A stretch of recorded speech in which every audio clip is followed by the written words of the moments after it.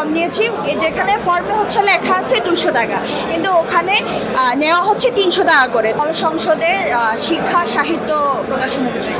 আমি হচ্ছে আসলে ক্যাম্পাসে আসার আগে থেকে বা ক্যাম্পাসে আসার পর থেকে আমি সবসময় কালচারালের সাথে ছিলাম, কালচারাল প্রোগ্রাম করেছি। আমি এখানে অনেকগুলো প্রোগ্রাম নামিয়েছি, প্রোগ্রাম করেছি, তো এর জন্য আর কি মনে তো হচ্ছে। আচ্ছা, আর এখানে হচ্ছে আর একটু কিছু সমস্যা হচ্ছে, যেমন এখানে একটু আগে আমি ফর্ম নিয়েছি, যেখানে ফর্মে হচ্ছে লেখা আছে 200 টাকা, কিন্তু ওখানে নেওয়া হচ্ছে 300 টাকা করে। তো জিনিসটা আমি ওনাদেরকে বললাম, যে জিজ্ঞেস করলাম যে এখানে 300 টাকাটা কেন নেওয়া হচ্ছে। তো ওনারা আমাকে জানালো যে ওনাকে বলা হয়েছে দেখে উনি 300 টাকা নিচ্ছে। তো পরবর্তী শেষে উনি আমাকে 100 টাকা ফেরতও দিয়েছে।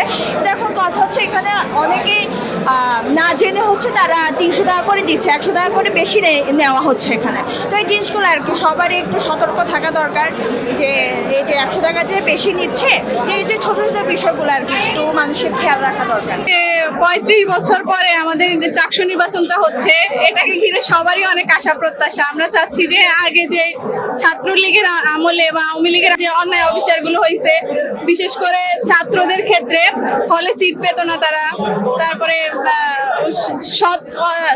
সঠিক কথা বলা যেত না, একটা ট্যাবুর মধ্যে ছিল, ওই বিষয়গুলো থেকে বেরিয়ে এসে সবাই স্বাধীনভাবে কথা বলতে পারবে, নিজের মতামত দিতে পারবে।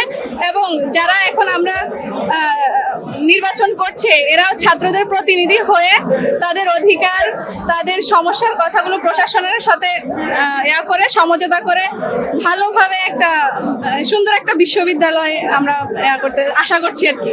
আমরা চাচ্ছি সুষ্ঠুভাবে নির্বাচন হোক এবং যোগ্যরা আসুক, কোনো প্যানেল দেখে নয়। আমরা ব্যক্তিকেন্দ্রিক ভোট দিতে, আমরা নিজেরাও ব্যক্তিকেন্দ্রিক ভোট দিতে চাই এবং আমরা চাই ব্যক্তি বিশেষে আসুক, কোনো প্যানেল বিশেষে নাই।